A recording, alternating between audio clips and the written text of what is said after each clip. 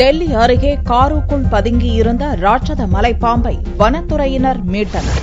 டெல்லி அருகேயுள்ள ஃபரிதாபாத்தைச் சேர்ந்த ஹர்ஜித் தனது சகோதரருடன் காரில் மருத்துவமனைக்கு சென்று கொண்டிருந்தார். காரின் டேஷ்போர்டை ஹர்ஜித்தின் சகோதரர் திறந்தபோது அதற்குள் பாம்பு நெளிவதை பார்த்து அலறினார். உடனே காரை நிறுத்தி இருவரும் இறங்கி கூச்சலிட்டனர். தகவல் அறிந்து வந்த வனத்துறையினரால் பாம்பை வெளியேற்ற முடியவில்லை. பாம்பை பிடித்து இழுத்தபோது அது மிகப்பெரிய மலைப்பாம்பு என்பது தெரிந்தது. மெக்கானிக்கை வரவழைத்து காரின் முன்பகுதியையே பிரித்து பாம்பை இழுத்து பார்த்தபோதுதான் அது ராட்சத மலைப்பாம்பு என்பது தெரிந்தது. இதை பார்த்து சுற்றி இருந்தவர்கள் அரண்டு போயினர். अब मैं सुबह अपने भाई को मेट्रो हॉस्पिटल लाया, कुछ पेपर निकाले थे डैशबोर्ड में, देखा तो फिर उसमें सांप की तरह का कुछ दिखा हमें।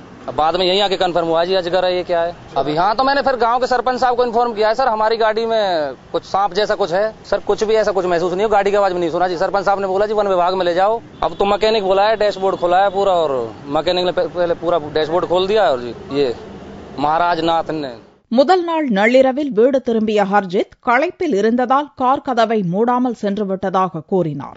ஆனால் காருக்குள் இவ்வளவு பெரிய மலைப்பாம்பு எப்படி புகுந்தது என்பது யாருக்கும் விளங்கவில்லை.